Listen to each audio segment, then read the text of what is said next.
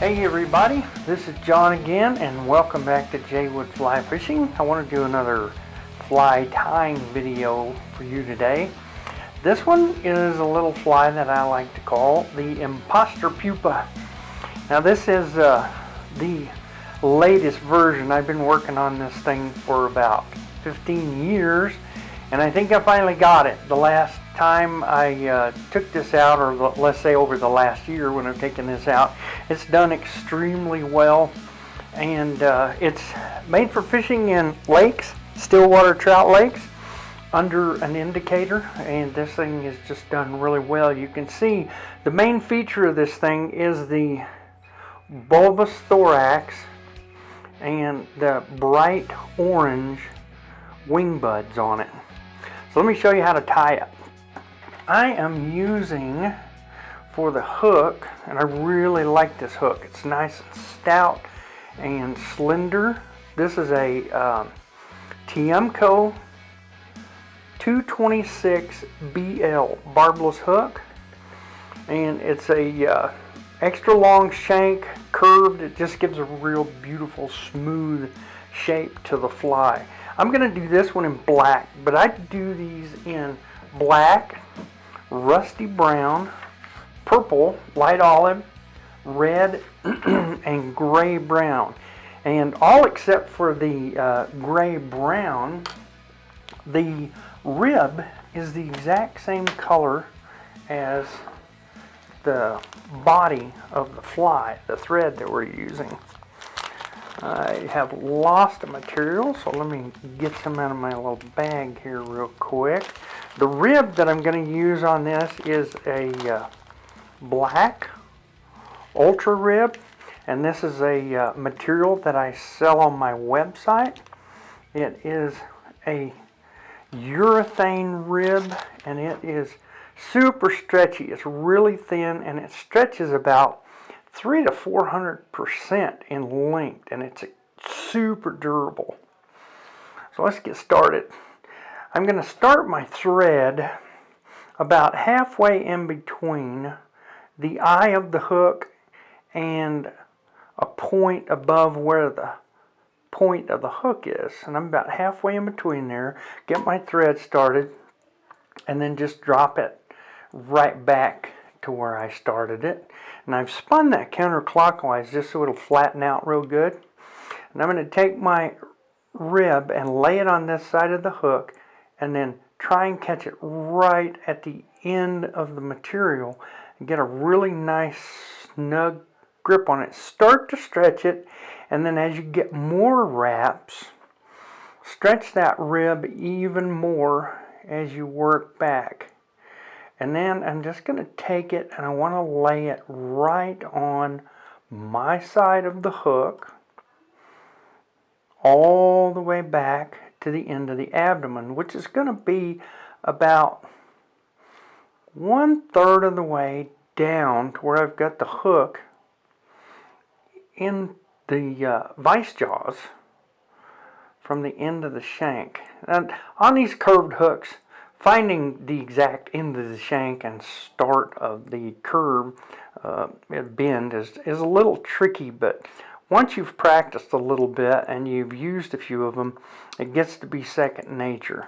Once we get there as far back as I want to go, I'm just going to let go of that rib and wrap this thread all the way back up, and I'm going to stop just a little bit short of where I started the thread and tighten the rib. Now, as always, I like to flip this upside down because it gives me a much bigger gap for wrapping the rib. I don't have to fight the bobbin, and I don't have to do a half hitch and put the bobbin on a cradle. It's just real easy because I can wrap around there, and the angle that I'm wrapping is perfect for getting around the bobbin. Now first I'm going to make 1/2 wrap right where that is at the back of the body, the back of the abdomen, and then I'm going to start, as I come around to finish that first wrap, I'm going to start making my wraps forward. And then 5, 6, 7, 8, including the wrap that I started with. I want like 7.5, and as I come back around, I call this 8 wraps of ribbing that are separated, and then I'm going to go, and you see I went in front of the thread right there, and that's going to help me catch this rib in. Now I'm going to make 1, 2, 3 wraps with the rib, holding it very, very tight. It's stretched out as far as that ribbing will stretch. Now I'm going to come up here and make 2 wraps in front, and that kind of locks it down, but it's not completely locked down. So I'm going to make 3 more wraps back there, 2 more in front, and 2 more behind. Then I'm going to jump in front so I can cut. And I want to stretch that ribbing as far as I can and clip it. And then immediately I want to, I got my thread, which I don't really want to do. So that's going to make a mess. Here's a little trick. When you do that on this, I don't know where my lighter is. Normally, my lighter's on a different table, so I'm not going to worry about it. But normally I would burn those fuzzies off with a cigarette lighter. But in this case, I'll just trim them. Now I'm going to open my thread back up so I can cover those up.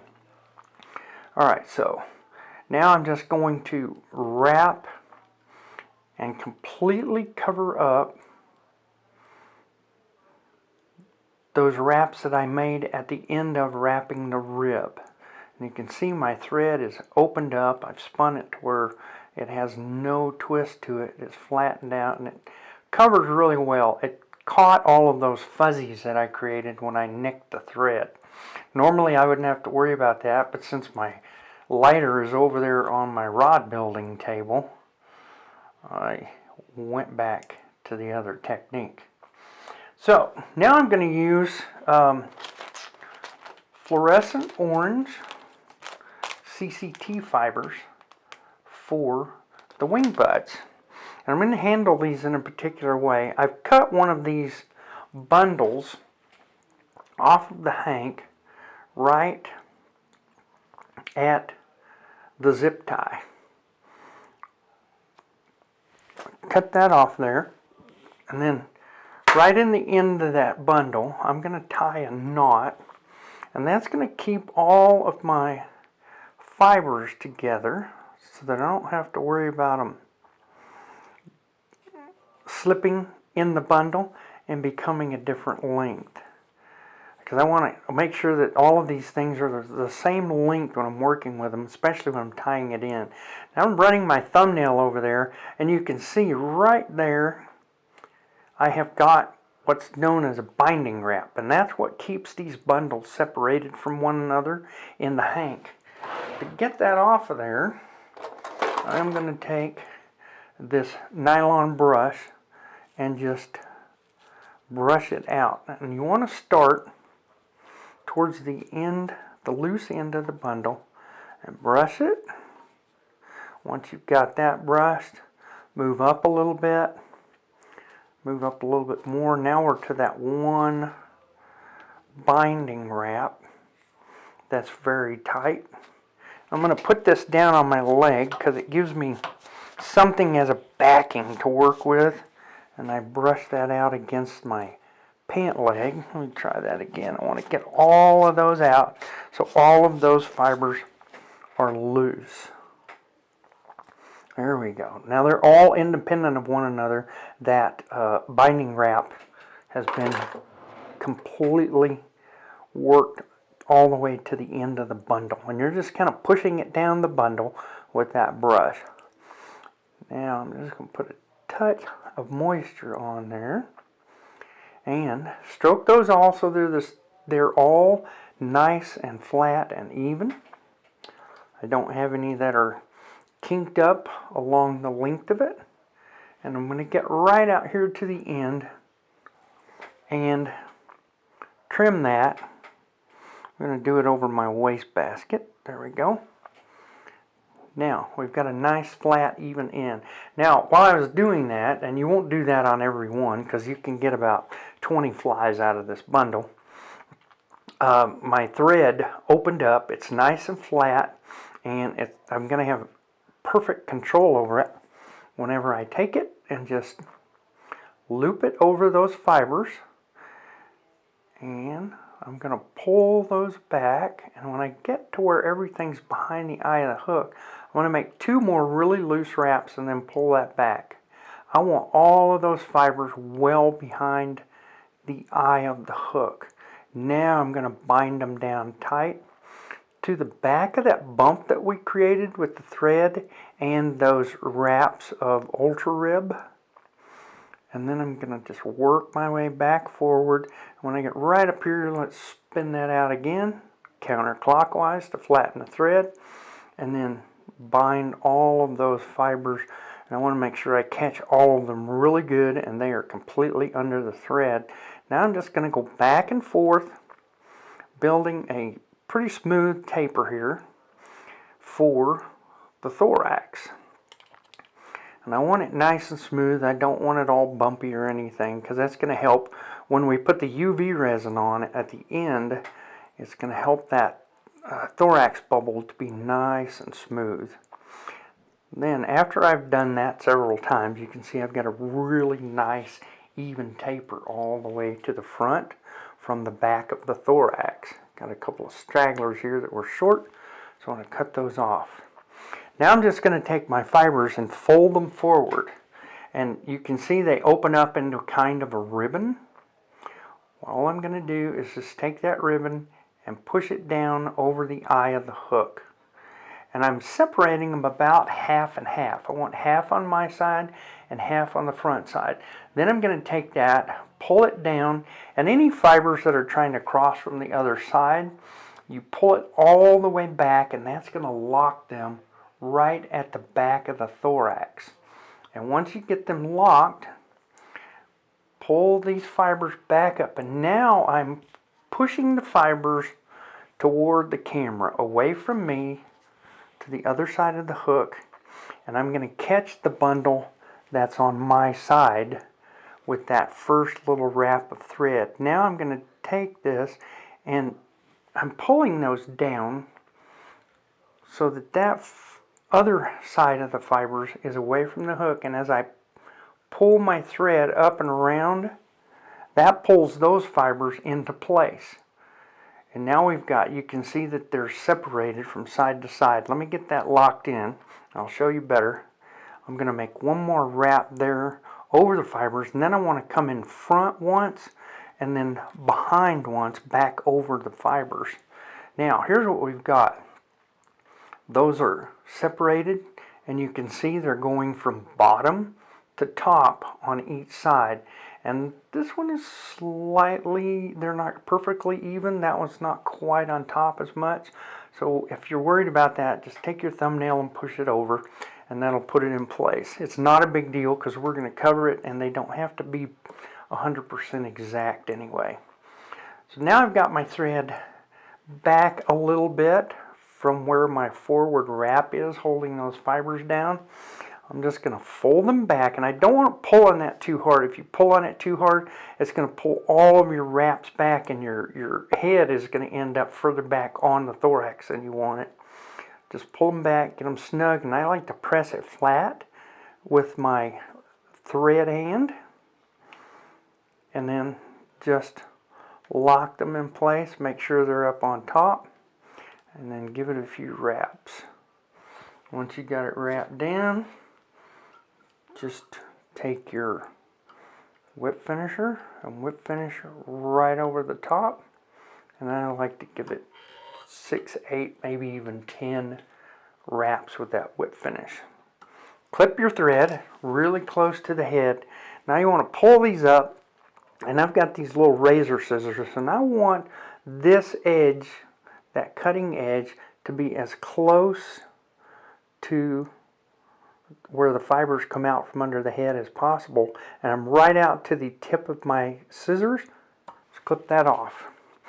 That way I don't have a stub sticking up here too much. You may have just a little bit, but that's not a big deal. You just don't want a big long stub of fibers on top. Now I'm going to take this and turn it up. Let me turn it to where I can see it at a little bit more than 45 degrees upward from the level surface of my table. And now I'm going to use this Solarez Duro Finish. It's a doming resin, and it's a combination of hard, thin, and flexible formula, Solarez, and it makes a beautiful, beautiful coating for this. It's just the right consistency. Now, normally I tie a bunch of these and I do the coating at once, so I'm going to show you how I do that. I just take a little bit of this resin and I put it down into the side of my little ½ ounce condiment cup there. And that way I can use my bodkin and get just a little bit. I can really control how much I get on there, which sometimes with these slightly thinner resins, you can apply too much and then you've got it just rolling around and it's a bit of a booger. So I just like to use this technique, and it gives me much, much more control. You can see those wing buds are just really shining through there. Now what I'm trying to do is I want to create a little bit of a bulb at the back here. So getting just the right amount of resin is very important. You don't want to be giant and bulbous. You want just a little bit of a bulge towards the back. That's a little bit small. So I'm going to get a touch more. And you can put that up on top, and it'll work its way down. And I want to get it dead center at the back. And you can coax it a little bit if you want. There we go. And that's exactly where I want that. So with that down all the way, if I wait too long, it sags too much. All you've got to do is just turn it over again. And you see how it drifts and it's coming over around towards the top of the fly. Let that do that. Once it does, flip it back, and then I'm just going to kind of wait. Normally this is a much longer process, but with me explaining it, it takes a little bit longer. Coax that down just a little bit. And once I get it right where I want it, I'm going to hit it with my light from the bottom and then rotate the vise around. I'm only going to hit that for a couple of seconds, as you saw, and then let it rest for a few seconds, and then I'm going to hit it solid, and I'm going to rotate it around real slow and just let that light penetrate that clear resin really, really good. Come all the way around. And this is it's a process that you don't want to rush too much. You don't want to cause that to crack or yellow or craze. And if you just hit it, like if I just get in there right on top of it and hit it, you'll see a puff of smoke. And when that happens, you've kind of over-cured that, or not really over-cured it, but you've cured it too fast. And it kind of compromises the integrity of the resin, because when you hit that with that light, all those molecules need time to rearrange themselves to solidify. If you do that too fast, some of them get trapped and they don't get to make that journey around one another. So now that I've given it a little time and it's cooled off and the molecules have slowed down their journey, now I'm going to give it the final cure. And I'm right in there really close with my light, and I'm going to come around really, really slow and really let that light penetrate it, generate a lot of heat, and get those molecules all aligned. A couple of words about safety when you're using UV resins. I don't care what brand they are. Number one, you want to do this in a well-ventilated room.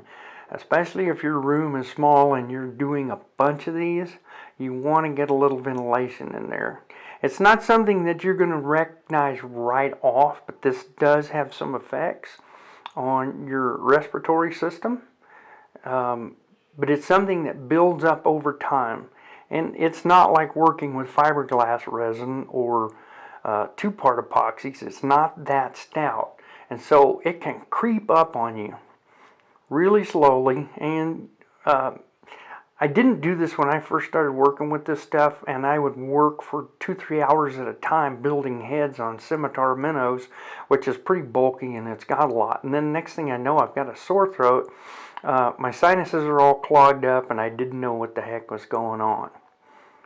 Now, the other little safety concern is wear some UV glasses. These are really cheap. I think I paid less than $10 for these at Lowe's or Home Depot. And what they do is they keep the UV light from penetrating to your eyes. Even when you're looking through the beam, away from it, those UV wavelengths are getting to your eyes, and they're just the same as looking into the sun, which, as we all know, you don't want to be looking directly into the sun. Anyway, so there's your little safety tips, and there is the fly known as the Impostor Pupa. This is a really, really good fly for hanging under an indicator. It doesn't have a whole lot of weight, so I usually hang it below a weighted scud or a zebra midge, or if there's leeches, a weighted balance leech. And this is the bottom fly that I like to put on this rig, and it really, really moves in the water very freely, and it looks natural, and the fish just love it. That fish you saw in the very beginning, that's one of the big trout that I've caught on this thing, and I've caught literally hundreds and hundreds of big trout on this thing, fishing these stillwater lakes up in here in the north, in Montana, Wyoming, Colorado. It's just a really killer midge or chironomid, if you will, pattern. So there you have it. Tie up a few of those. If you need some of this rib, check out my website, jwoodflyfish.com. It's on there under the tab Fly Tying Materials. So until next time, peace, love, and fly fishing, my friends.